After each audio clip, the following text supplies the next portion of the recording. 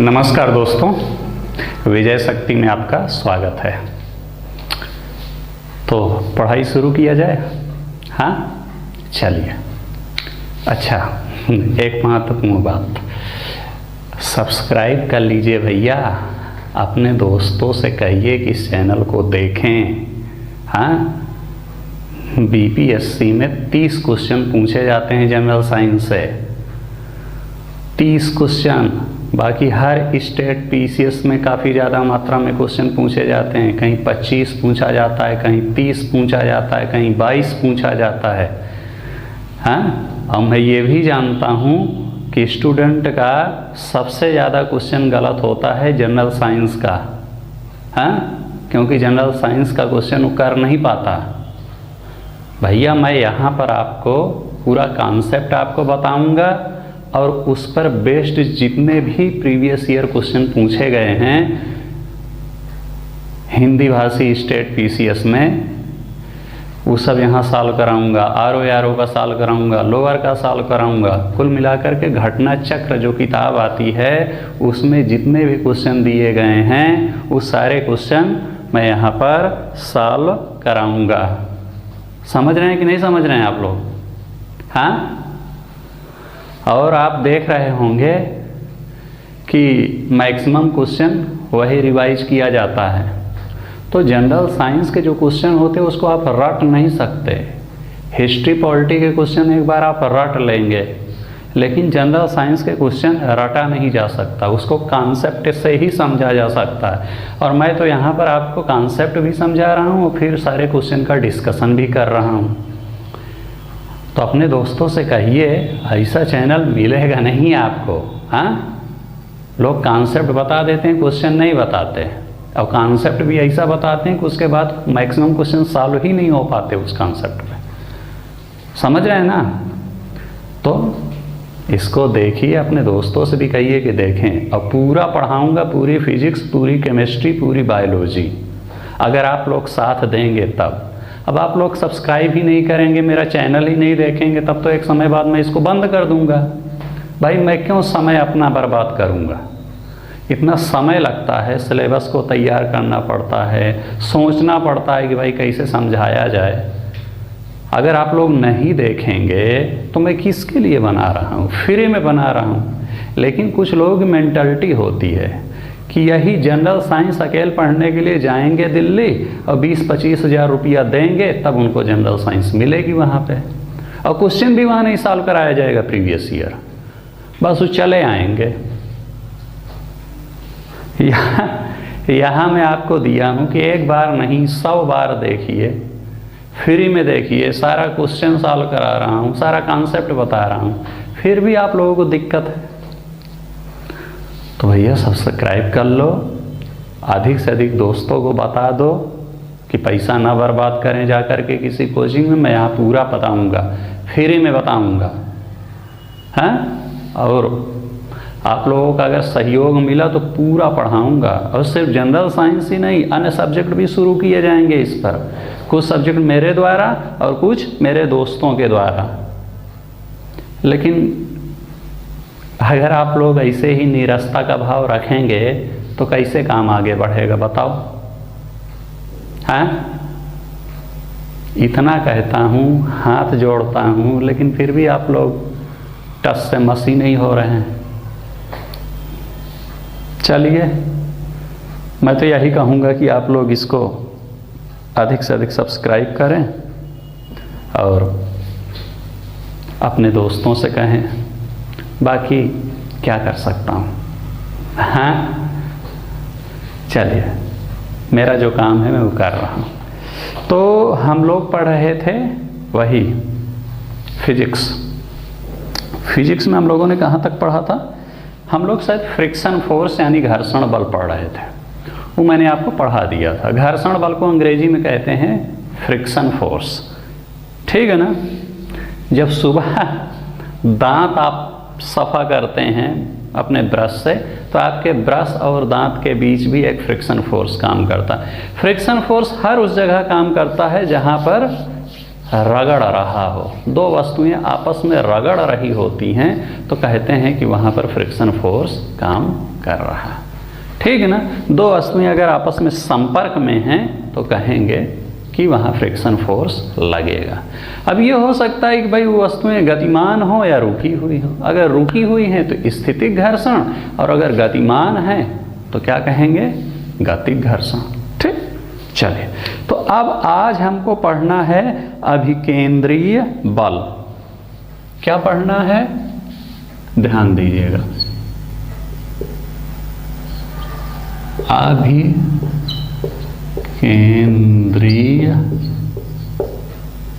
बल।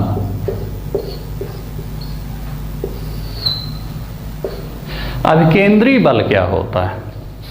हाँ, किसे कहते हैं? अभी इतना नाम से तो पता ही चल रहा होगा कि एक प्रकार का बल है। हाँ, लेकिन कौन सा बल है, क्या काम है इसका? कुछ जानते हैं अभिकेंद्रीय बल के बारे में? हाँ, तो देखिए, किसी भी वस्तु को परिक्रमण करने के लिए लगने वाले बल को अभिकेंद्रीय बल कहते हैं। परिक्रमण करना क्या होता है? आपने सुने होंगे ना कि मंदिर की परिक्रमा की जाती है। लोग बोलते हैं ना कि हम गए थे फला मंदिर की, हमने परिक्रमा किया था। परिक्रमा का मतलब होता है कोई एक सेंटर होता है, उसके चारों ओर ऐसे ऐसे घूमना, उसी को कहा जाता है परिक्रमा करना। परिक्रमा करना से बना है परिक्रमण। यानी किसी भी वस्तु के परिक्रमण के लिए जो बल की आवश्यकता होती है उसे हम क्या कहते हैं? अभिकेंद्रीय बल कहते हैं। ठीक है ना। चलिए,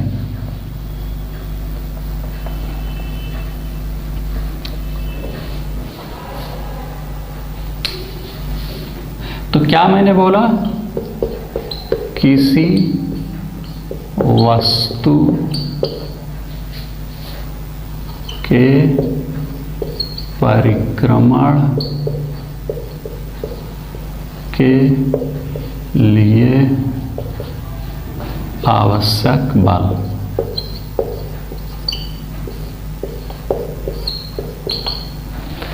कहने का मतलब कोई भी वस्तु परिक्रमा तभी करेगी जब ये बल लग रहा होगा। कौन सा बल? अभिकेंद्रीय बल। जैसे एक उदाहरण समझते हैं। आपने बचपन में डोरी में पत्थर बांध करके घुमाया है कभी? हाँ, पत्थर बांध देते थे डोरी और ऐसे ऐसे ऐसे ऐसे घुमाते थे, समझे ना। डोरी तन जाती थी और पत्थर घूमता था। क्या होता था? यहाँ पर होता था, ये डोरी होती थी और इस डोरी में ये पत्थर बंधा होता है, समझ रहे ना। यहाँ पर ये हाथ में आप इसको पकड़े रहते थे। कहाँ पर? हाथ में कुछ, और ये ऐसे ऐसे ऐसे ऐसे ऐसे ऐसे ऐसे ऐसे ऐसे खूब घुमाते थे, समझे ना। तो ये जो घूम रहा होता था पत्थर का टुकड़ा, तो उस घूमने को हम क्या कहते हैं? वो पत्थर का टुकड़ा परिक्रमा कर रहा है। वो परिक्रमा क्यों कर रहा है वो पत्थर का टुकड़ा? क्यों? इसलिए क्योंकि अभिकेंद्रीय बल लग रहा है।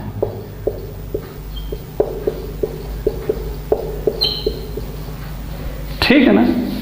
जब अभिकेंद्रीय बल लग रहा होता है तो पत्थर का टुकड़ा ऐसे ऐसे ऐसे ऐसे ऐसे ऐसे घूम रहा होता है, ये चारों ओर। ठीक ना। ये अभिकेंद्रीय बल, इसको मिला कहाँ से? देखिए, जब आप कभी एक्सपेरिमेंट कीजिएगा कि जब वो डोरी घूम रही होती तो डोरी तन जाती है। यानी डोरी में क्या आ जाता है? ये डोरी है, इसमें आ जाता है तनाव। तनाव को कहते हैं टेंशन, समझे कि नहीं। क्या आ जाता है डोरी में? तनाव। हाँ, अब ये तनाव कहाँ से मिला डोरी को? ये हमारा जो हाथ है ना, इस हाथ ने डोरी में क्या कर दिया? तनाव पैदा कर दिया। हाँ? और इस तनाव की वजह से ही इस पत्थर को अभिकेंद्रीय बल मिल गया। कुल मिलाकर ये कह सकते हैं कि ये तनाव ही अभिकेंद्रीय बल है, एक प्रकार से जान लीजिए। अभिकेंद्रीय बल अलग अलग प्रकार के होंगे। अभी देखिएगा, इस डोरी के केस में क्या है? ये जो तनाव पैदा हुआ डोरी में, और ये तनाव किसने पैदा किया? हमारे हाथ ने। इस डोरी में तनाव पैदा किया। ये तनाव ने क्या किया, एक अभिकेंद्री बल पैदा कर दिया, ठीक ना। और इस अभिकेंद्री बल की वजह से ही ये पत्थर का जो टुकड़ा है घूम रहा होता है, ठीक ना, समझे कि नहीं। अब ये अभिकेंद्री बल लगता किस ओर है, ये लगता है केंद्र की ओर, यानी इस पत्थर पर जो अभिकेंद्रीय बल लग रहा है उसकी दिशा किधर है, इधर। अच्छा, अब यहाँ से याद करिएगा, समझे कि नहीं समझे। क्या मैंने बोला था कि बल क्या है, एक सदिश राशि है, और सदिश राशि है तो उसमें कुछ ना कुछ दिशा होगी, समझे कि नहीं समझे।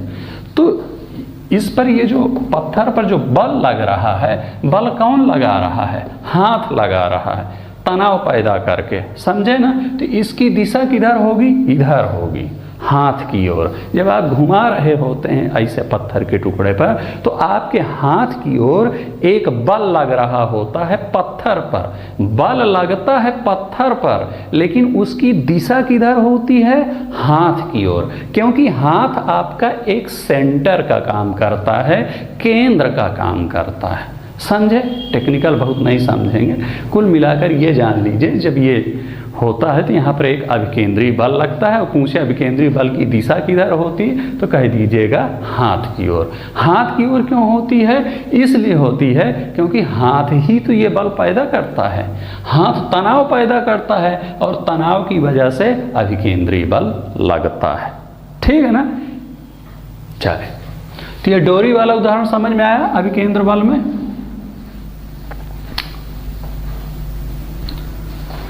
समझ में आया कि नहीं समझ में आया।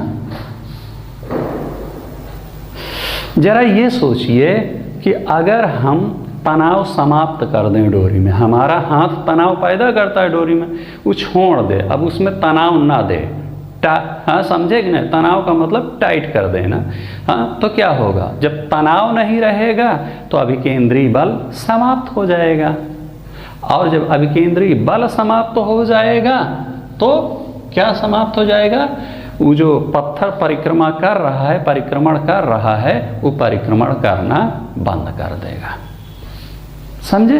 क्योंकि परिक्रमण वो कर रहा है अभिकेंद्री बल की वजह से।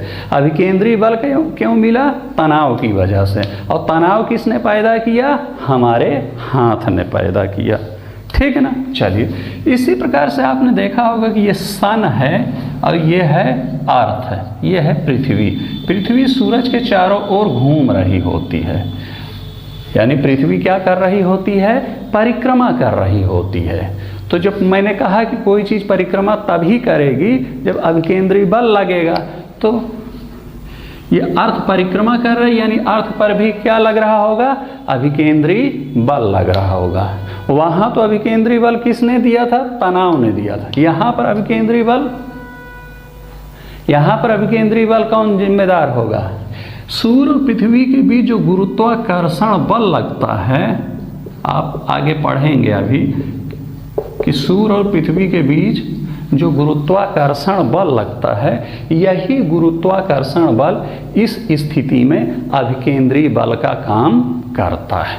वहाँ जैसे तनाव अभिकेंद्री बल का काम कर रहा था, यहाँ पर सूर्य और पृथ्वी के बीच लगने वाला गुरुत्वाकर्षण बल अभिकेंद्री बल का काम कर रहा है। देखिए, गुरुत्वाकर्षण बल अभिकेंद्री बल पैदा करता है कहें, या सीधा से ये कह सकते हैं यही गुरुत्वाकर्षण बल इस केस में अभिकेंद्री बल है, ठीक है ना। कहने का मतलब है कि हर केस में जहाँ भी परिक्रमा वाली होगी वहाँ अभिकेंद्री बल लगेगा, लेकिन अभिकेंद्री बल अलग अलग वजहों से होगा, कहीं तनाव की वजह से और कहीं गुरुत्वाकर्षण बल। जरा ये सोचिए, मान लिया आप चले जा रहे हैं अपनी बाइक से, कहीं मोड़ पड़ रहा है, ये ऐसे आप क्या किए, मुड़ गए। तो जब आप मुड़ जाते हैं तो ये भी तो एक टाइप से आप घूम गए ना, गोलाई में घूम जाना मतलब आप परिक्रमा कर लिए, यहाँ कोई सेंटर होगा, आप ऐसे रास्ते जाए घूम गए, समझे ना। यानी कुल मिला के वही स्थिति बन गई कि कुछ परिक्रमा करने वाली स्थिति बन गई। हाँ, तो यहाँ पर भी क्या होगा, अगर कुछ परिक्रमा करने वाली स्थिति बन गई तो यहाँ पर भी क्या होगा, अभिकेंद्री बल होगा। तो यहाँ पर ये जो अभिकेंद्री बल होगा,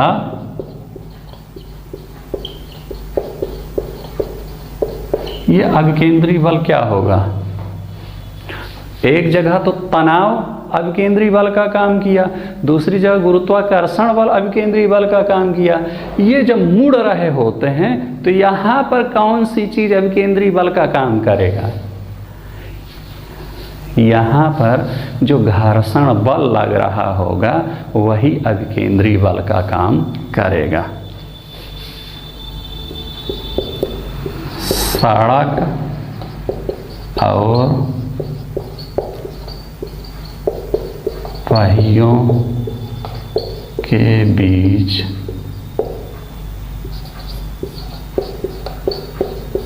लगने वाला घर्षण बल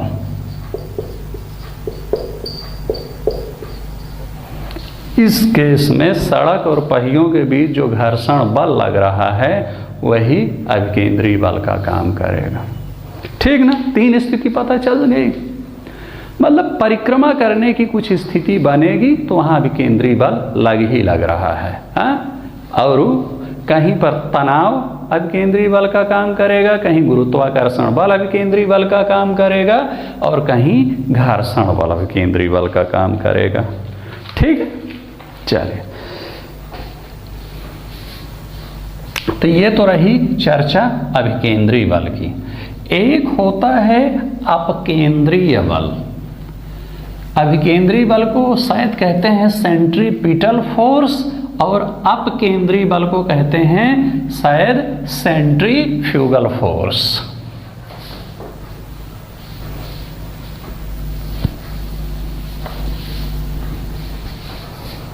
क्या?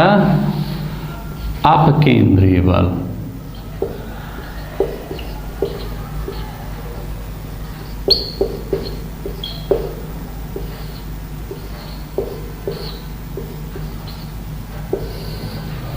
समझे कि नहीं? देखिए मैंने क्या बताया कि यह है सेंटर, यह है वस्तु। समझना, इस वस्तु पर ये केंद्र की ओर एक अभिकेंद्री बल लगता है। ठीक है ना? वो तो आपको समझ में आ गया। लेकिन ये अभिकेंद्री बल क्या होता है? अंदर की ओर लगता है। ये जो अपकेंद्री बल होता है ये अभिकेंद्री बल के विपरीत दिशा में लगता है। यानी किधर लगता है? इस साइड लगता है। किधर लगता है? इस साइड। अभिकेंद्री इस साइड और अपकेंद्री इस साइड। अपकेंद्री बल एक आभासी बल है। आभास होता है कि कुछ बाहर साइड की ओर एक बल लग रहा है, लेकिन अभिकेंद्री बल आभासी नहीं होता। अभिकेंद्री बल एक वास्तविक बल है, लेकिन अपकेंद्र को कहते हैं कि एक आभासी बल। ऐसा आभास हो रहा है कि एक बल विपरीत साइड में लग रहा है और इसकी वैल्यू कितना है? इसकी वैल्यू उतना है जितना अभिकेंद्री की है। यानी कि परिमाण दोनों का समान है, अभिकेंद्री का और अपकेंद्री का। बस फर्क क्या है कि अभिकेंद्री सेंटर की ओर और अपकेंद्री बाहर की ओर। समझे?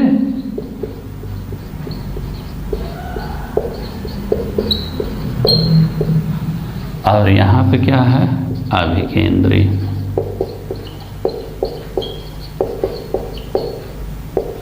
ठीक, अभिकेंद्री सेंटर की ओर और अपकेंद्री बाहर की ओर। अभिकेंद्री और अपकेंद्री दोनों की परिमाण बराबर होगा। ठीक, ये वास्तविक बल है और ये आभासी बल है। ठीक, समझ में आ गया कि नहीं समझ? बस यही पूछेगा आपसे कि अभिकेंद्री किधर लगता है, आप बता दीजिए सेंटर की ओर, और अपकेंद्री बता दीजिएगा कि विपरीत दिशा में। अभिकेंद्री की विपरीत कहेगा कि दोनों की वैल्यू बता दीजिएगा, दोनों की वैल्यू समान होता है। कहेगा कि अभिकेंद्री वास्तविक है कि आभासी, कह दीजिएगा वास्तविक है, और अपकेंद्री कह दीजिएगा कि आभासी है। तो अभिकेंद्री मैंने आपको कई एग्जाम्पल बताए थे। मंदिर का एग्जाम्पल बताया था, सड़क पर मोड़ का एग्जाम्पल बताया था, लट्टू का एग्जाम्पल बताया था, सूर्य और पृथ्वी का एग्जाम्पल बताया था। तो आप कहेंगे कि सर अपकेंद्री का उदाहरण बताइए। बता देते हैं, क्या दिक्कत है। वॉशिंग मशीन का भी आपने देखा है आपके पास? हाँ, चलिए, नहीं है तो भी कोई दिक्कत नहीं। क्रीम सेपरेटर मशीन देखा है? अरे जहाँ से क्रीम निकालते हैं, नहीं देखा? जो लोग गांव के होते हैं, चलो उन्हीं को दिखा देते हैं। आजकल पता नहीं होता क्या था, ये एक बर्तन होता है, ठीक, और इस बर्तन में दूध भरा होता है, ठीक, और यहाँ ऐसे देखिए, मेरा चित्र बहुत अच्छा नहीं बनता, मैं बनाऊं कैसे इसको? हाँ, इस टाइप की कुछ एक बर्तन, समझ रहे? इसमें क्या होता है, दूध भरा होता है, ऐसे ऐसे ऐसे ऐसे ऐसे ऐसे ऐसे। तो हमारी दादी ओदी जो होती थी बचपन में, क्या करती थी, इसको कहीं अपना रस्सी उस्सी से कैसे बंधा रहता था, मुझे याद नहीं। कुल मिलाकर के होता क्या था कि ये जो होता था, ये घूम रहा होता था। ये जो बर्तन यहाँ दूध के अंदर है, इसको लगातार ऐसे ऐसे ऐसे ऐसे घुमा रहे होते थे, कुछ रस्सी बांध। जब यहाँ से इसको ऐसे ऐसे करते थे तो ये बर्तन घूमता था। जब ये घूमता था तो दूध का जो मक्खन है, जब ये घूम रहा होता है, तो मैंने बताया कि परिक्रमण का मतलब घूमना। जब ये घूम रहा होता था तो इस पर एक अपकेंद्री बल लगता था, और जब अपकेंद्री बल लगता था तो होता क्या था कि इसका जो मक्खन है इस साइड जा करके सब इकट्ठा होता जाता था, और हमको फिर बाद में उस मक्खन को निकाल लेते थे। दूध अलग और मक्खन अलग। यही काम होता है जब आप कभी क्रीम खरीदने जाएंगे, वहाँ पर आप तो वहाँ पर जो मशीन लगी होती है तो बड़ी लगी होती, तो वहाँ पर भी कुल मिलाकर यही होता है। वो लाइट से चल रही होती है। इसको दादी हमारी, यहाँ पर एक बर्तन होगा और कुछ यहाँ पर जो है ऐसे लगा देगा, वैसे गोला में ये लगातार इसको मथ रहा होता है इस दूध को। हाँ, और मथने के क्रम में मथ रहा है, गोल गोल घूम रहा है। और मैंने कहा जब कोई चीज़ गोल गोल घूमेगी तो वहाँ पर एक अपकेंद्री बल लगेगा। अपकेंद्री बल, अपकेंद्री बल का दिशा क्या होगी, बाहर की ओर होगी। तो अपकेंद्री बल जो लगेगा उसकी दिशा क्या है, इस साइड, इस साइड। और जब इस साइड ये जो बल लगेगा, वो बल करेगा क्या, यहाँ का जो मक्खन है उसको बाहर फेंक ले जाएगा, इस साइड, इस साइड, इस साइड। समझे कि नहीं समझे? अपकेंद्री बल बाहर की ओर लगता है ना, और जब बाहर की ओर लगता है तो कुछ वो बल क्या करेगा, कुछ चीज़ बाहर की ओर फेंकेगा बल लगा के। तो मक्खन को बाहर की ओर फेंकता है बल लगा करके, और फिर उसमें तमाम सिस्टम होते हैं जिसके द्वारा हम इकट्ठा कर लेते। देखिए स्मार्ट बोर्ड होता तो अभी आपको मैं लाइव दिखा देता। कुल मिलाकर के आप कीजिए कि ये जो क्रीम सेपरेटर मशीन होती है जहाँ से मक्खन निकाला जाता है, वो अपकेंद्री बल के सिद्धांत पर काम करता है, क्योंकि अपकेंद्री बल बाहर की ओर लगता है और ये क्रीम सेपरेटर मशीन लगातार घूम करके होगा। वॉशिंग मशीन कैसे काम करता है? हाँ, वॉशिंग मशीन में भी यही होता है। ये मान लिया ये है वॉशिंग मशीन आपकी,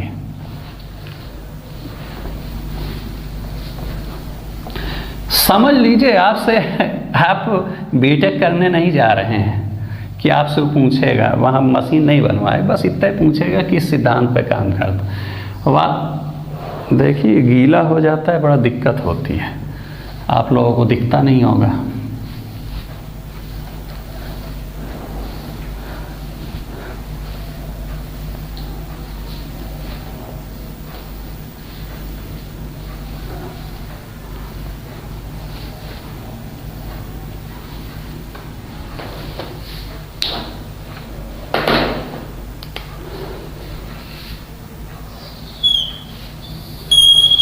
सब उसी सिद्धांत पर काम करता है, ठीक है ना। यहाँ पर तमाम आप लोग क्या करते हैं, अपने कपड़े वपड़े ऐसे रख देते हैं, ठीक ना।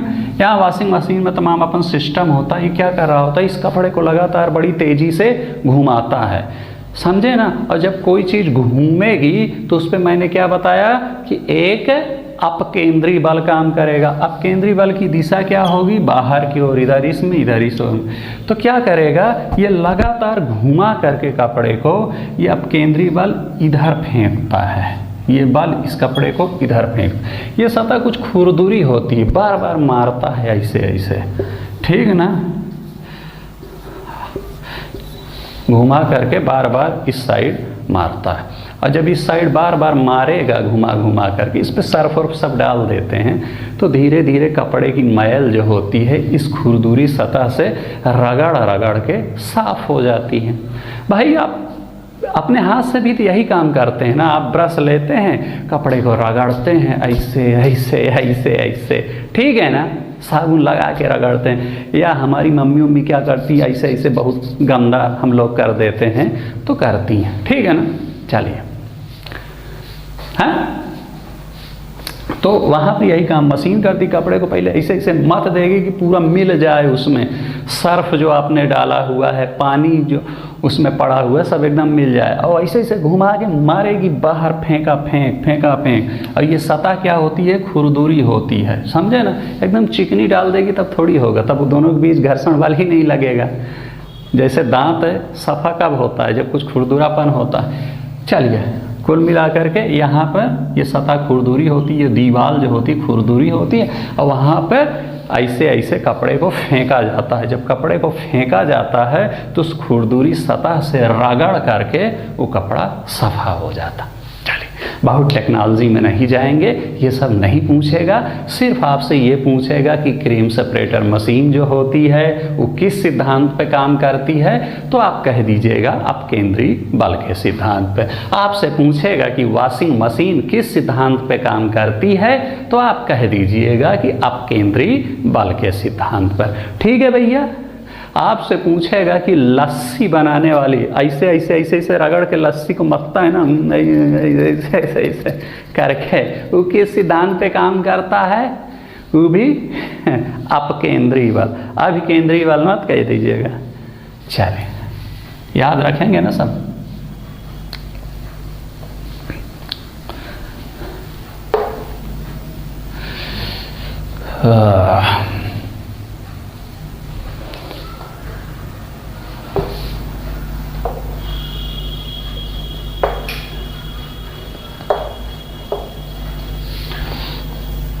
देखिए, मैकेनिक्स बहुत बड़ी है। मैंने अब से पहले बताया कि अगर मुझे मौका दे दिया जाए तो मैं कम से कम 3 महीने लगेंगे मैकेनिक्स अकेले पढ़ाने में, लेकिन हमको यहाँ मात्र 3-4 लेक्चर में ख़त्म करना, क्योंकि भाई हमको उतना डिटेल नहीं जाना है ना, तो बड़ी मुश्किल हो जाती क्या पढ़ाया जाए क्या छोड़ा जाए।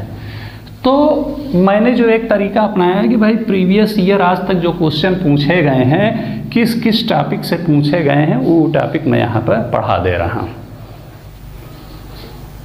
चलिए, अब आप मुझे बताइए, अगला टॉपिक हम पढ़ते हैं संवेग। संवेग को अंग्रेजी में कहते हैं मोमेंटम, ठीक है ना। अच्छा, कुछ स्टूडेंट ये कह रहे थे कि सर अंग्रेजी के शब्दों का यूज कीजिए, मतलब जैसे संवेग मैंने बोला तो आप मोमेंटम भी लिख दिया कीजिए। देखिए, जो नोट्स आपको हम देंगे वहाँ पर मैं ये सब यूज कर दिया जाएगा, वहाँ पर लिखा रहेगा, लेकिन थोड़ा बोलने में अभी एक बार हिंदी बोलूँ एक बार अंग्रेजी बोलूँ तो समय ज़्यादा लगेगा। और वैसे भी देखिए, अब ज़्यादातर हिंदी मीडियम की स्टूडेंट ही हैं यहाँ पर, हाँ, तो उनको भी थोड़ा दिक्कत हो जाएगी, इसलिए मैं ज़्यादातर हिंदी के शब्दों का यूज करता हूँ। हालांकि देखिए, मैं बोल सकता हूँ, मुझे दिक्कत नहीं है, लेकिन कोऑपरेट कीजिए, आप लोग नोट से उसको देख लीजिए।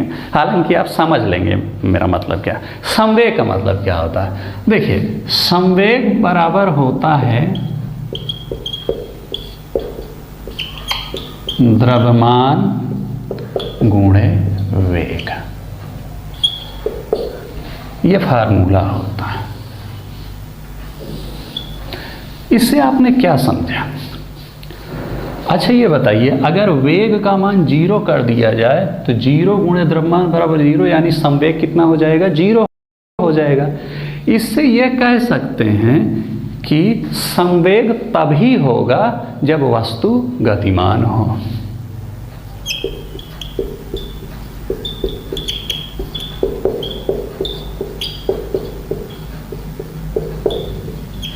समझे? अगर वस्तु गतिमान नहीं है तो वेलोसिटी हो गई 0 और संवेग हो जाएगा 0, यानी कुछ संवेग। कुल मिलाकर किसी भी वस्तु में संवेग तभी होगा जब वो वस्तु गतिमान है। इतना तो समझ गए। दूसरी बात समझिए, कोई भी वस्तु जो गतिमान है उसमें कुछ ना कुछ संवेग अवश्य होगा। समझ रहे हैं? क्योंकि वेलोसिटी है और कोई भी वस्तु है तो उसका कुछ ना कुछ तो द्रव्यमान होगा ही होगा, चाहे 1 ग्राम हो और छोटा हो, लेकिन कुछ ना कुछ तो द्रव्यमान होगा। उस द्रव्यमान से उसके वेग को गुणा कर देंगे, हमको संवेग मिल जाए। अरे भैया वेग कहें तो वेग का मतलब समझ लीजिए वही स्पीड की बात कर रहा है। हाँ, जैसे बाइक अगर जा रही है तो बाइक में संवेग होगा कि नहीं होगा?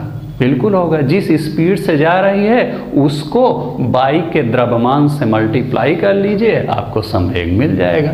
मान लीजिए कि बाइक का द्रव्यमान है 100 kg और वो 10 की स्पीड से जा रही है तो संवेग कितना हो जाएगा? 100 गुणे 10 बराबर। अच्छा, अब आप ये बताइए मुझे कि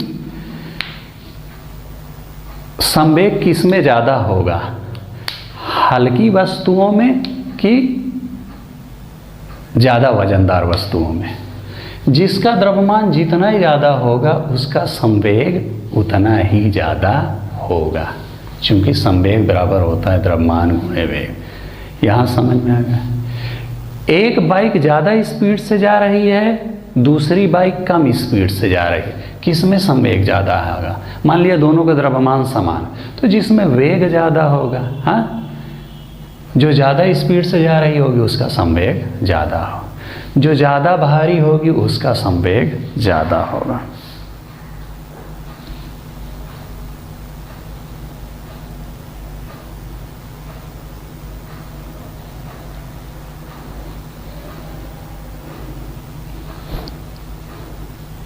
समझ गए कि नहीं समझ गए?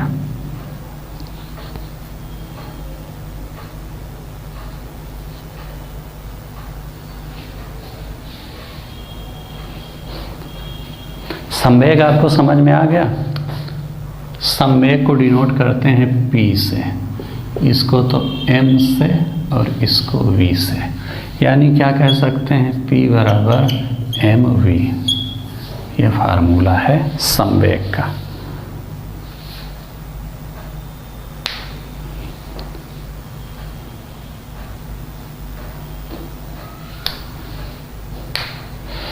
अच्छा, आप मुझे ये बताइए, ये आपको पता चल गया, हाँ? एक क्वेश्चन लिख लीजिए।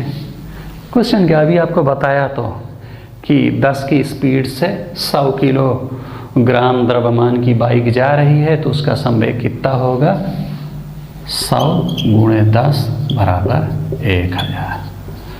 समझे कि नहीं समझे? ये मैंने आपको। अच्छा, संवेग भी एक सदिश राशि है, लिख लीजिए। संवेग क्या है? सदिश है। और जब सदिश है तो इसमें कुछ ना कुछ क्या होगा? दिशा होगा। इसकी दिशा किधर होगी?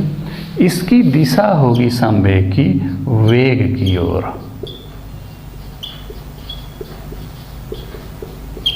जैसे बाइक अगर इस साइड जा रही है तो हम कह सकते हैं कि बाइक का वेग इस साइड है, बाइक जिधर जा रही है, तो संवेग भी उसी साइड होगा।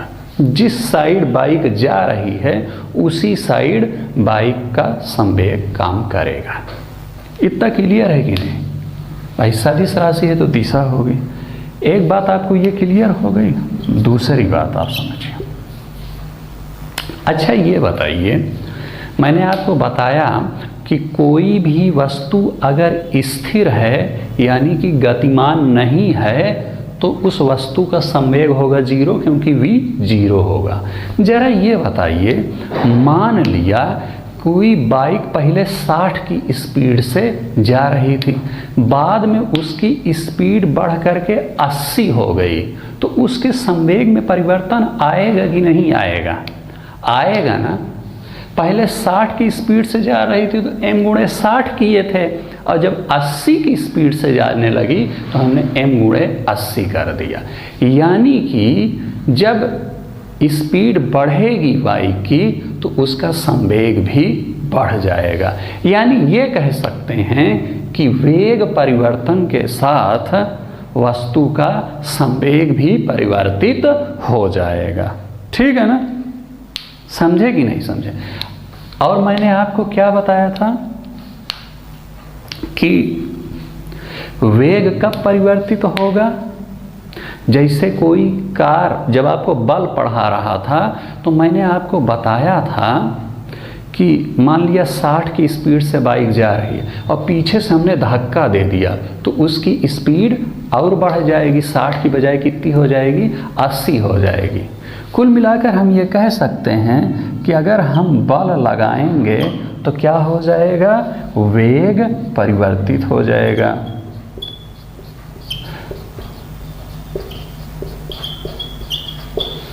भाई अगर बल लगा रहे हैं, ऐसे ढकेल रहे हैं मान लिया, हाँ, तो वेग गाड़ी का बढ़ जाएगा, और ऐसे अपनी तरफ खींच रहे हैं तो वेग कम हो जाएगा। कुल मिला के हम एक अक्षर लिख दिया, मतलब एक शब्द लिख दिया कि परिवर्तित हो जाएगा। बढ़ भी सकता है, घट भी सकता है बल लगाने से वेग, हाँ। और जब वेग परिवर्तित होगा यहाँ पर तो m से मल्टीप्लाई होने के बाद क्या हो जाएगा? संवेग भी परिवर्तित हो जाएगा। हम क्या कह सकते हैं? संवेग परिवर्तित। समझे कि नहीं समझे? यहाँ से हमने क्या सीखा? यहाँ से हमने ये सीखा कि जब तक बल नहीं लगाएंगे संवेग परिवर्तित नहीं होगा। जब हमने यहाँ पर बल लगाया था तभी संवेग परिवर्तित हुआ था। लिख सकते हैं, बिना बल के संवेग परिवर्तित नहीं होगा।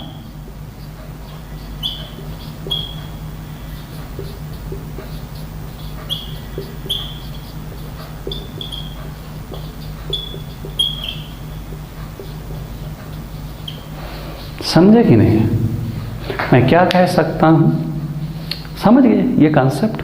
बल लगाएंगे तो वेग परिवर्तित हो जाएगा भाई, और ज़्यादा तेज़ी से चलेगी और कम हो जाएगी, और फिर जब वेग परिवर्तित हो जाएगा तो इस फार्मूले के हिसाब से संवेग भी परिवर्तित हो जाएगा। समझे कि नहीं समझे?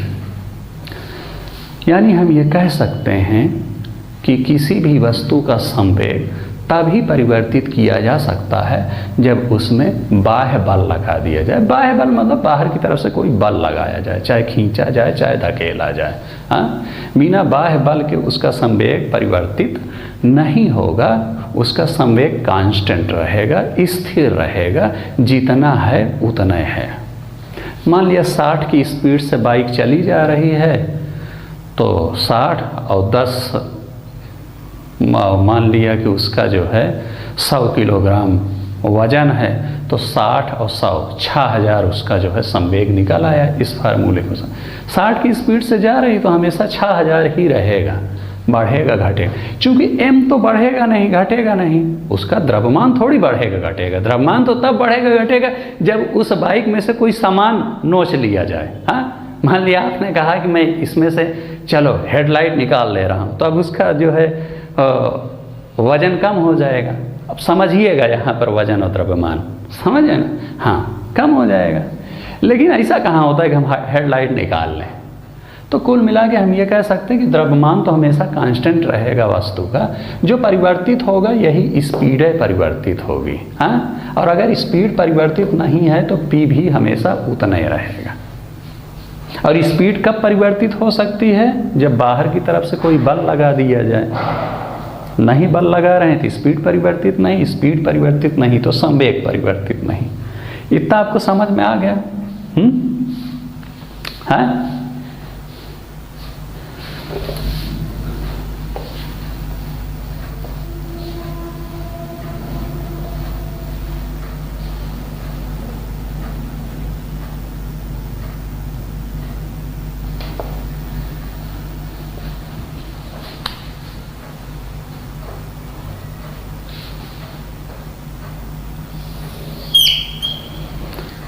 आगे एक कॉन्सेप्ट है संवेग संरक्षण का नियम।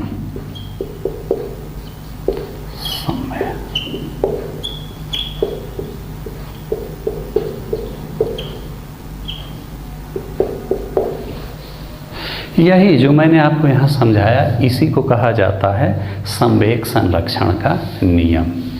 ये क्या कहता है कि किसी सिस्टम का संवेग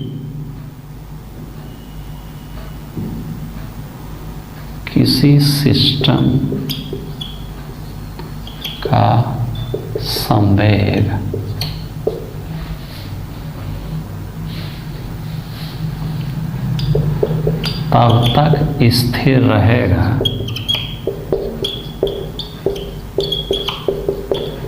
जब तक उस पर कोई बाह्य बल न लगाया जाए।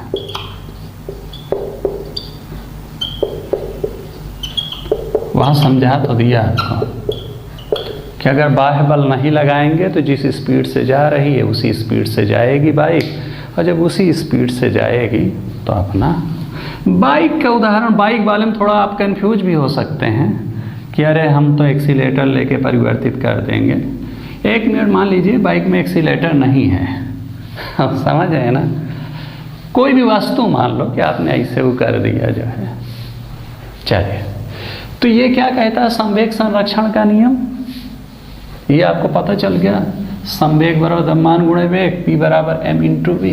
तो संवेग संरक्षण का नियम कहता है कि किसी सिस्टम का संवेग तब तक स्थिर रहेगा जब तक उस पर कोई बाह्य बल ना लगाया जाए। अगर बाह्य बल नहीं लगाया तो उस सिस्टम का जो है उस चीज का संवेग हमारा स्थिर रहेगा, कांस्टेंट रहेगा, बदलेगा नहीं। चलिए इसको थोड़ा सा और डीप में समझते हैं, इसका मतलब क्या है। वहाँ से तो समझ गए आप, थोड़ा और समझ, मैंने सिस्टम शब्द यूज किया। एक तो वस्तु वाले में आप समझ जाएंगे, थोड़ा सिस्टम। मान लिया एक वस्तु ये है, समझ रहे ना, क्या है ये अपना किसी स्पीड से चली जा रही है। दूसरी वस्तु ये है,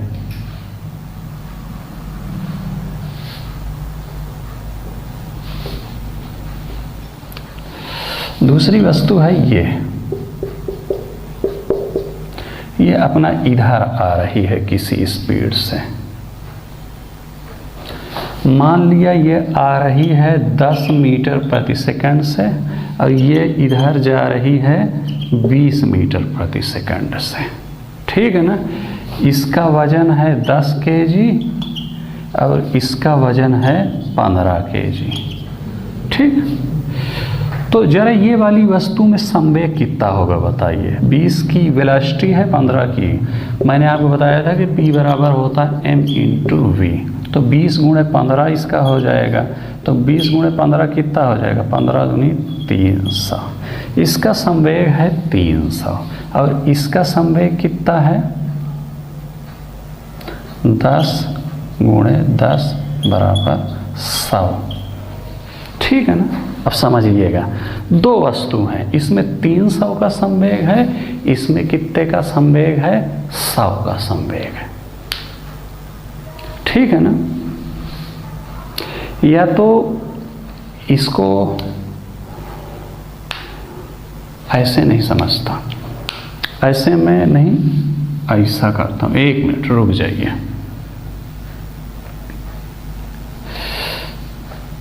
थोड़ा सा रुक जाइए। चलिए न्यूमेरिकल वैल्यू ना लेकर के उसको इसका मान लिया कि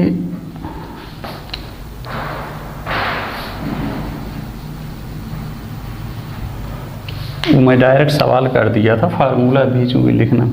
इसका द्रव्यमान है m1 और इसका द्रव्यमान है m2। ये जा रही है v1 की स्पीड से और ये आ रही है v2 पे। तो इसका क्या होगा संवेग, पहले का p1 कितना हो जाएगा, m1 गुणे v1 होगा ना यहाँ पर, और यहाँ इसका क्या होगा m2 गुणे v2 होगा। p2 कितना होगा, m2 गुणे v2। समझे कि नहीं समझे? P1 है और इधर निकल आया P2। ये इसका संवेग, ये इसका संवेग, ये इधर जा रही है, ये इधर जा रही है। अब मान लिया एक समय बाद दोनों टकरा गई, ऐसे ऐसे ऐसे सट गई। अब दोनों सट करके इस साइड जाने लगी।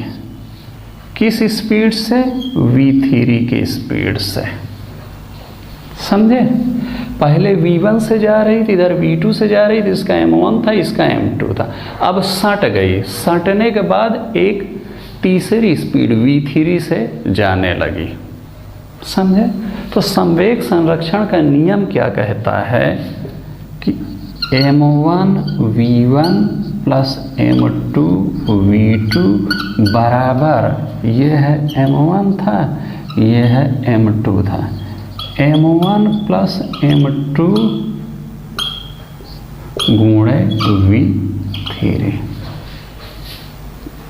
समझे कि नहीं समझे? ये है। आप लोगों को दिखा कि नहीं दिखा फार्मूला? ना दिखा हो तो फिर से लिख दो। हाँ,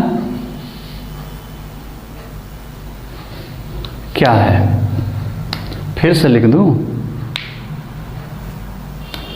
भैया वही लिखा हूं, m1 v1 plus m2 v2 बराबर m1 प्लस m2 गुणे v3।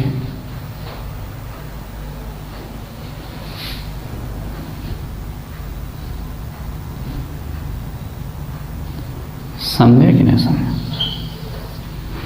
कहने का मतलब कि टकराने से पहले, सटने से पहले जो संवेग है इसका और इसका, दोनों को आप जोड़ दीजिए।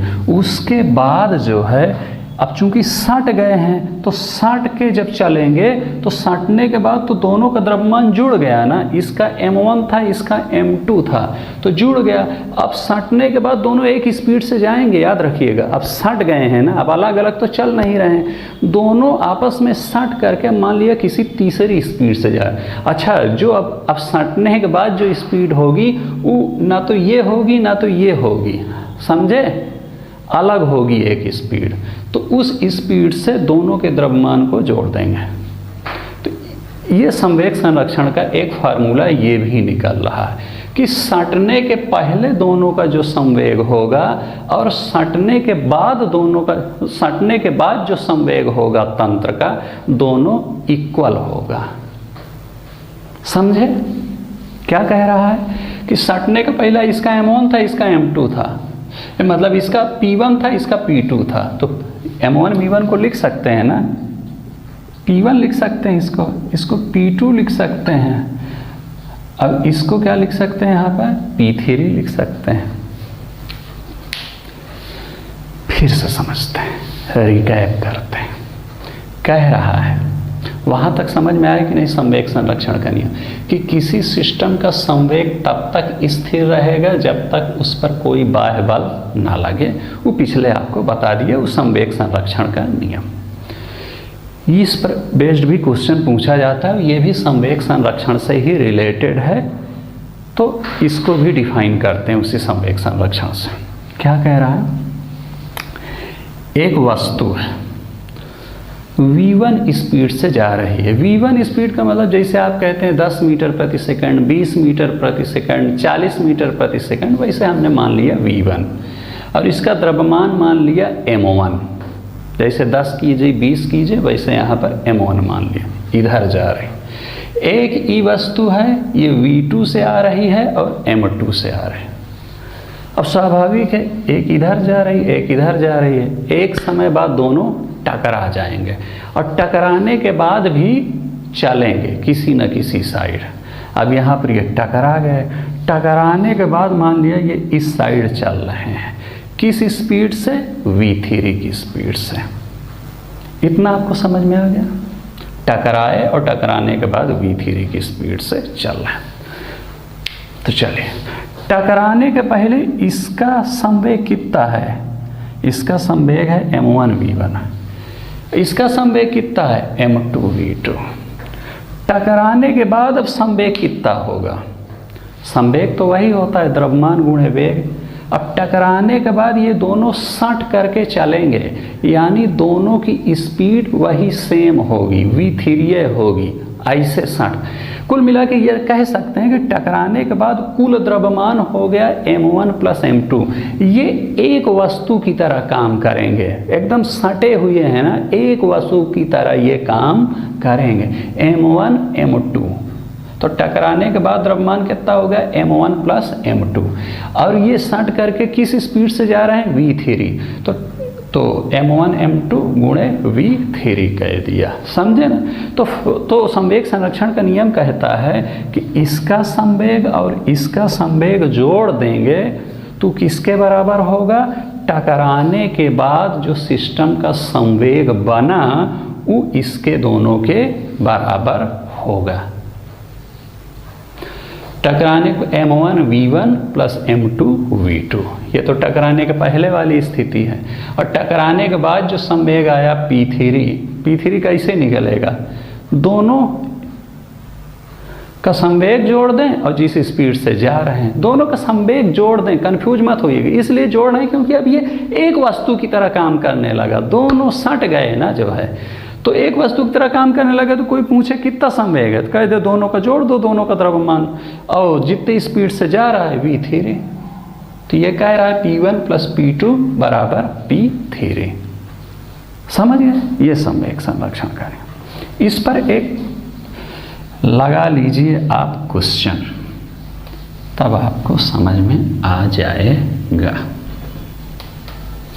बाकी जब आपको क्वेश्चन सॉल्व कराएंगे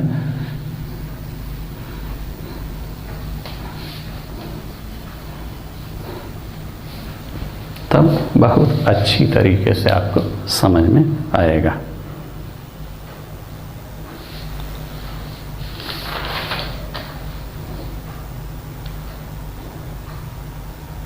कह रहा है एक गोले का द्रव्यमान है 5 kg, उसको लिख लिए कि नहीं लिख लिए संवेग, चलिए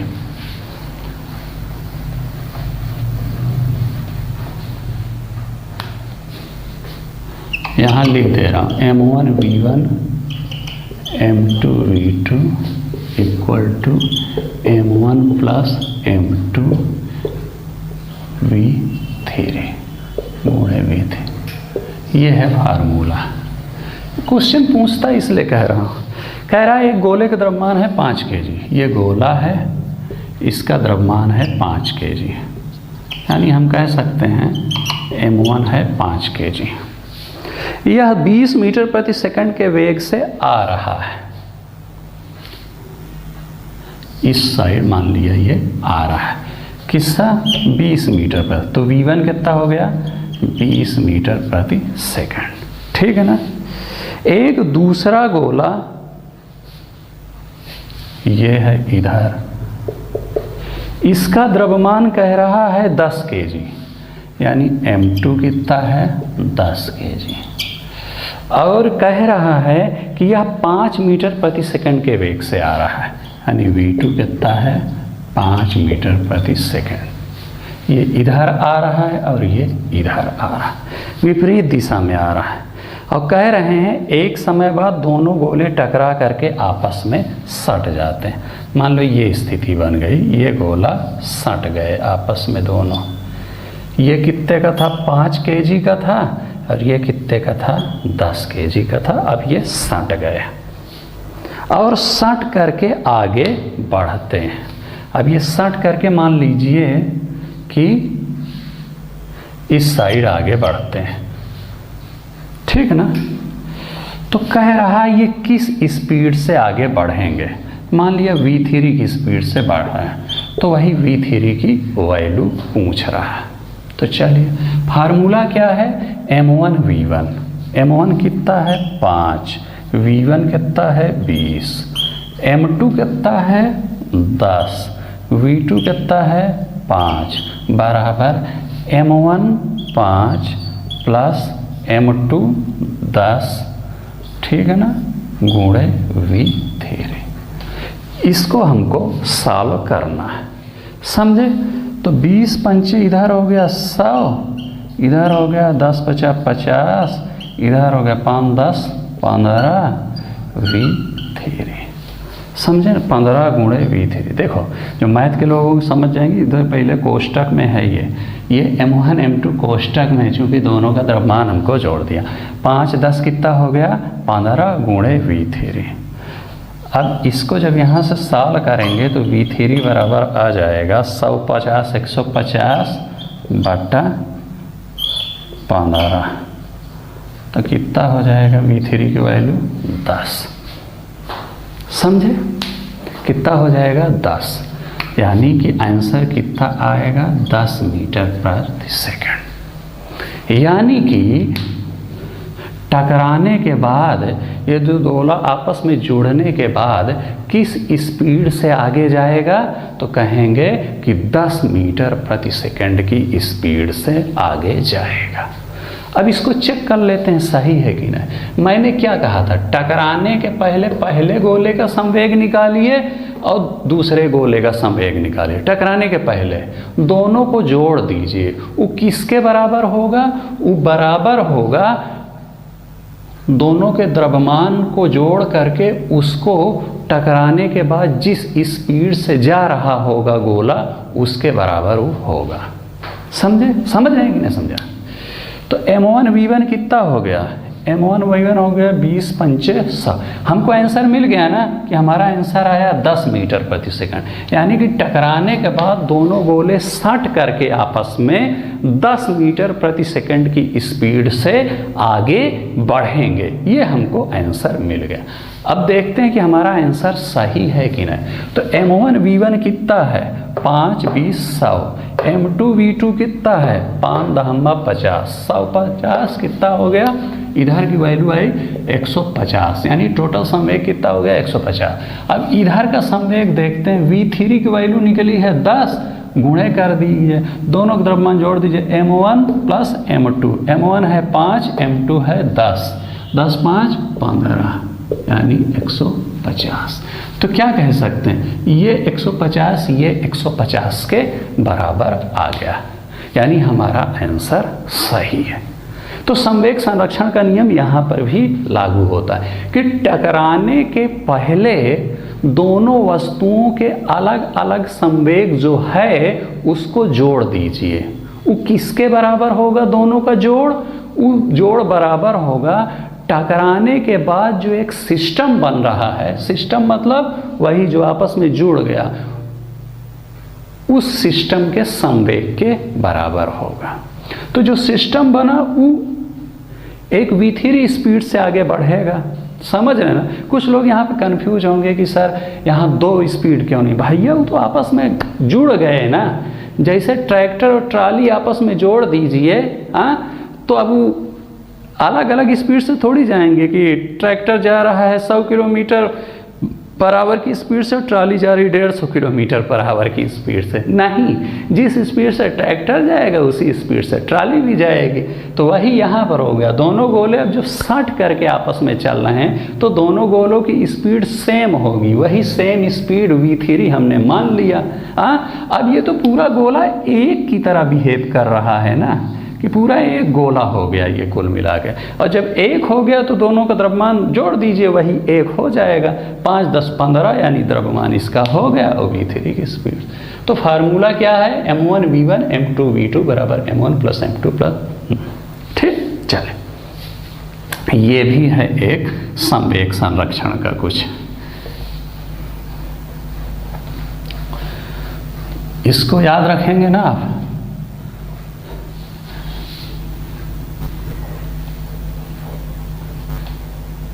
संवेग संरक्षण का आपको नियम पता है ना कि जब तक बाह्य बल नहीं लगाया जाएगा सिस्टम का संवेग हमेशा कांस्टेंट रहेगा।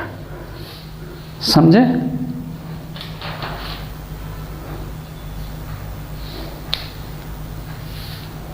चलिए, एक क्वेश्चन अक्सर पूछता है संवेग में दिशा होती है ना, मैंने आपको बताया था ना। और संवेग की दिशा किस ओर होती है? उसी ओर जिधर उसका वेग होता है, यानी जिस ओर वो जा रहा होता है उधर ही उसकी दिशा हो।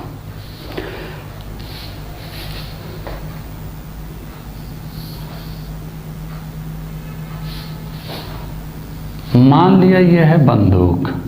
क्या है? बंदूक। भैया मुझसे ऐसे मान लो बंदूक बनती है। ये है बंदूक। बंदूक से क्या निकलती है? गोली निकलती है। एक चीज़, आप लोगों ने बंदूक नहीं चलाया होगा तो इसलिए मैंने भी नहीं चलाया, बस पढ़ा हूँ। कहते हैं कि जब बंदूक से गोली निकलती है तो गोली तो आगे की तरफ जाती है, लेकिन बंदूक थोड़ा पीछे की तरफ खींचती है। समझे कि नहीं समझे? ये मुझे बताया गया है, मुझे नहीं पता। कहते हैं ऐसा लोग कि जब गोली निकलती है, मारा ऐसे, तो गोली आगे की तरफ और बंदूक, मान लिया यहाँ बंदूक लेके मार रहे हैं तो गोली तो आगे निकल रही है, लेकिन बंदूक थोड़ा हमारी पीछे की तरफ आती है। तो वही यहाँ पर एक कॉन्सेप्ट जो है, तो गोली मान लिया ये गोली निकली इससे, तो गोली तो इस साइड चली गई और बंदूक क्या करेगी? अभी यहाँ पर थी, बंदूक थोड़ा पीछे आएगी। तो जब बंदूक पीछे आएगी तो उसकी भी कुछ स्पीड होगी। भाई वो पीछे किस स्पीड से खिसकी?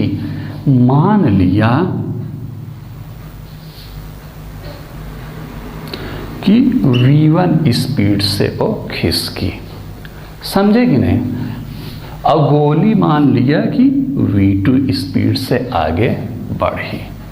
गोली v2 स्पीड से आगे बढ़ी और बंदूक v1 स्पीड से पीछे की ओर खिसकी। समझ गए ना? भाई गोली निकली होगी तो गोली भी कुछ स्पीड से निकली होगी ना, वही स्पीड बता दिया v2। और बंदूक जब पीछे की ओर आई होगी तो वो भी कुछ स्पीड से पीछे की ओर आई होगी ना, तो उस स्पीड को कहा जाता है v1। समझे? अब संवेग बताइए। संवेग बराबर मैंने आपको क्या बताया था? P बराबर m/v। तो जरा ये बताइए कि बंदूक का संवेग कितना होगा?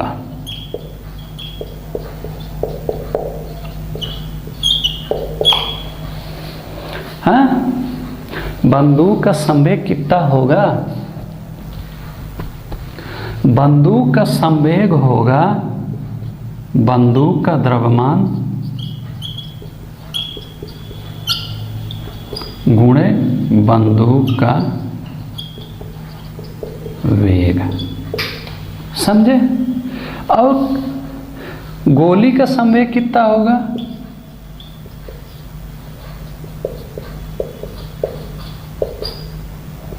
तो गोली का संवेग होगा गोली का द्रव्यमान गुणे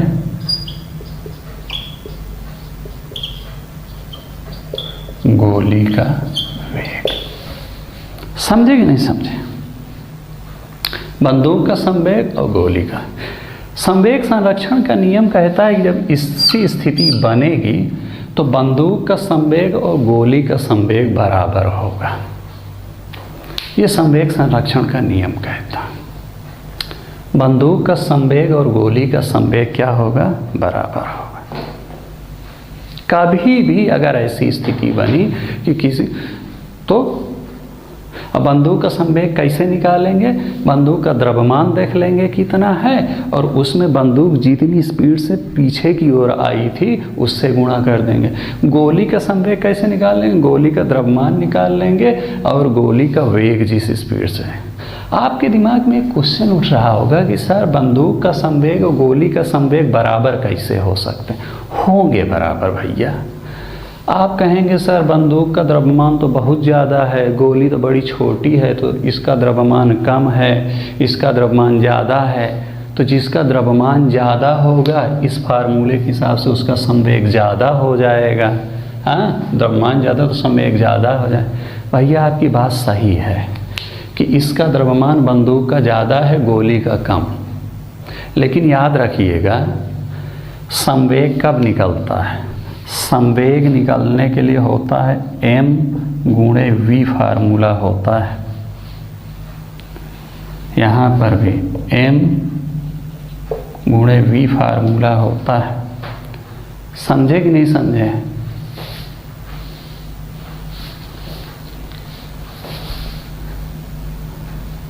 क्या बताया?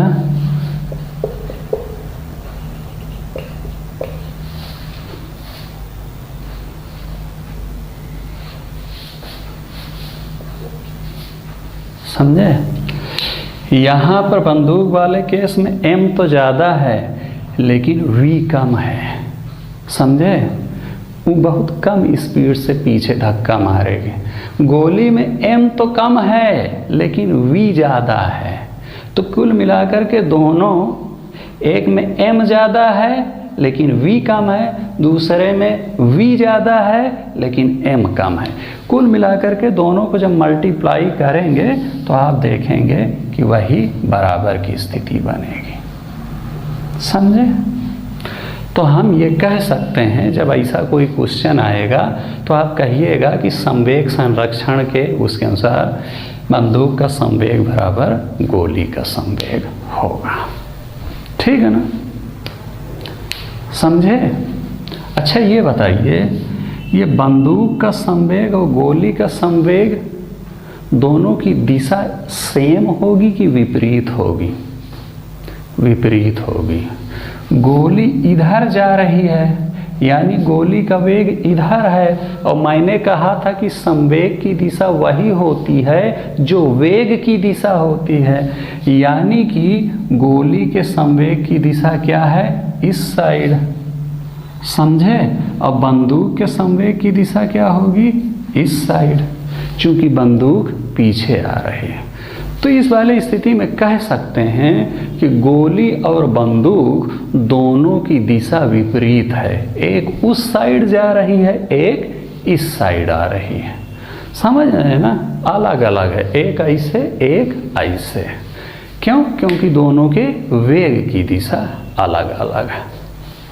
ठीक? समझे कि नहीं समझे? समझ में आया कि नहीं आया? एमओ बंदूक का संवेग आपको पता चले। मान लिया कि बंदूक का द्रव्यमान है m1 और ये v1 स्पीड से पीछे खींच रही है, और ये गोली का द्रव्यमान है m2 और ये v2 स्पीड से, अच्छा यहाँ लिखा तो था, ये v2 स्पीड, ये m1 है, ये m2 है, ये v1 से हट रही है और ये v2 की स्पीड से।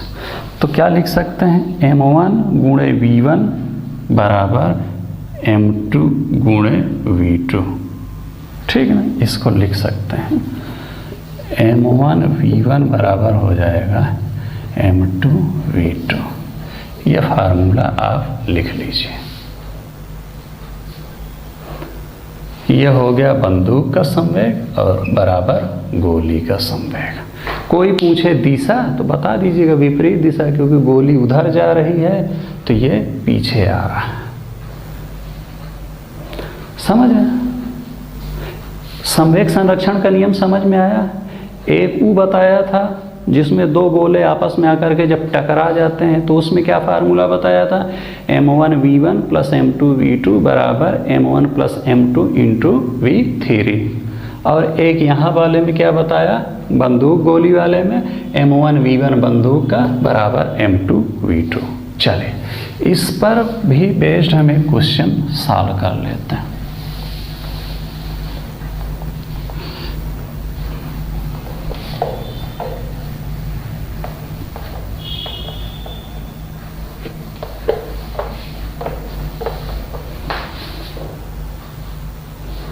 आज सोचा था कि ज़्यादा ख़त्म कर देंगे, लेकिन क्या करें, इतना समझाना है, इतने के बावजूद भी शायद न समझ में आया हो।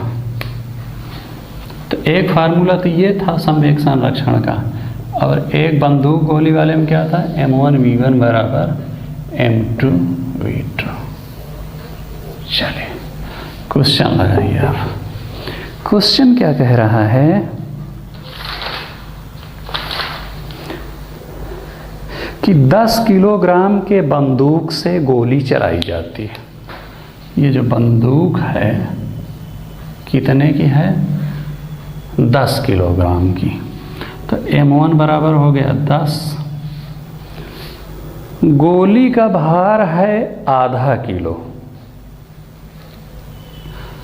यानी m2 कितना है, हाफ kg। ये है बंदूक का 10 kg और गोली का है हाफ kg। आधा किलो की गोली होती नहीं, वैसे एक चीज़ बता दूं आपको, लेकिन यहाँ पर चलिए समझ, ठीक है ना। गोली कह रहा है 400 मीटर प्रति सेकंड की स्पीड से आगे बढ़ती है। जब यहाँ से गोली जो निकलती है, मान लिया ये निकली, तो ये कितने की स्पीड से बढ़ रही है, 400 मीटर प्रति सेकंड से। तो V2 क्या है, गोली वाला है, कितना है, 400 मीटर प्रति सेकंड की स्पीड से। तो क्या कह रहा है, तो कह रहा है कि गोली तो 400 मीटर पर सेकंड की स्पीड से आगे बढ़ रही है। ये बताइए बंदूक पीछे की ओर किस स्पीड से आएगी, बता देते हैं। तो वही V1 पूछ रहा है। हाँ, M1 है बंदूक का द्रव्यमान, V1 है बंदूक की स्पीड, M2 है गोली का द्रव्यमान और V2 है गोली की स्पीड। फार्मूला में रख दीजिए, M1 V1 10 गुणे V1 बराबर, ये गुणा का निशान है, M2 V2, M2 है 1/2 गुणे 400। तो इसको काट दीजिए, 200 हो जाएगा। 10 गुणे V1 बराबर हो गया 200, V1 बराबर हो गया 200/10 बराबर 20 मीटर प्रति सेकंड। यानी कि बंदूक 20 मीटर प्रति सेकंड की स्पीड से पीछे आएगी। चलिए आंसर देखते हैं सही है कि नहीं। बंदूक कह रहा है कि अपनी ओर 20 मीटर प्रति सेकंड की स्पीड से आएगी और बंदूक का वजन कितना है, 10 kg। तो संवेग कितना हो जाएगा, कितना हो जाएगा संवेग, यानी M1 V1 कितना हो जाएगा, M1 V1 हो जाएगा 10 गुणे 20 यानी 200। बंदूक का संवेग तो हो गया 200 और M2 V2 कितना होगा, हाफ गुणे 400, तो पहले से दिया, हाफ गुणे 400 बराबर 200 यानी बराबर। यही तो कहा था कि M1 V1 बराबर M2 V2। इसको लिख सकते हैं, बंदूक का संवेग लिख लीजिए इस पर P1, और ये क्या है, गोली का संवेग। फार्मूला जरूर लिखते जाइएगा, फार्मूला आएगा P2, ठीक ना। M1 V1 बराबर M2 V2। इसको ये भी कह सकते हैं कि P1 बराबर P2। और अच्छा है, यहाँ पर क्या होगा, पहले गोले का संवेग P1, यहाँ पर है दूसरे गोले का संवेग P2। यहाँ पर क्या है, पूरे तंत्र का टकराने के बाद जो स्थिति बनी P3। तो क्या लिख सकते हैं, P1 प्लस P2 बराबर P3। कुछ झंझट करने की ज़रूरत नहीं, इतना बस इतना हमेशा ध्यान रखिएगा कि बंदूक का संवेग बराबर गोली का संवेग। और यहाँ पर ध्यान रखिएगा कि टकराने से पहले दोनों के गोलों के संवेग को जोड़ देंगे, वो किसके बराबर होगा, टकराने के बाद जो सिस्टम तैयार होगा उसके संवेग के बराबर। ठीक, समझिएगा। एक बार मैंने समझ में आया, 2 बार 3 बार वीडियो देखिएगा, क्योंकि जनरली जिनका साइंस बैकग्राउंड नहीं होता यही गड़बड़ करते हैं और फिर ये जो चैप्टर 3 मैकेनिक्स है इसके क्वेश्चन उनसे सॉल्व नहीं हो पाते। नहीं होगा तो फिर से पूछिएगा, फिर बता दूंगा।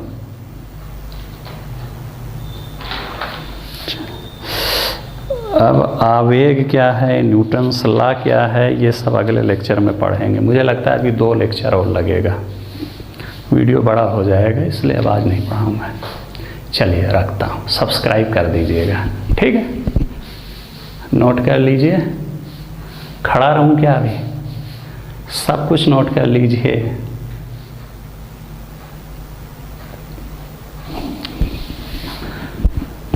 मुझे लगता है कि मैं नोट करने के लिए समय नहीं दे रहा हूँ क्या आपको?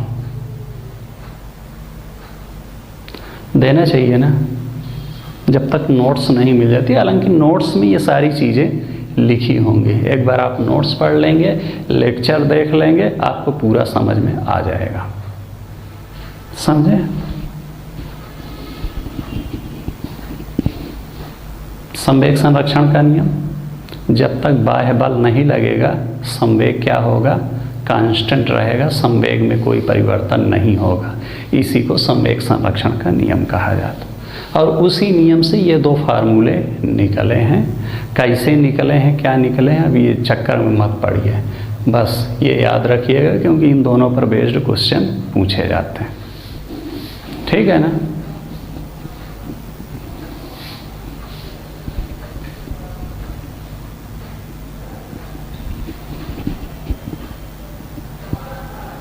हाँ, चलिए नोट कर लीजिए, हो गया होगा मुझे लगता है।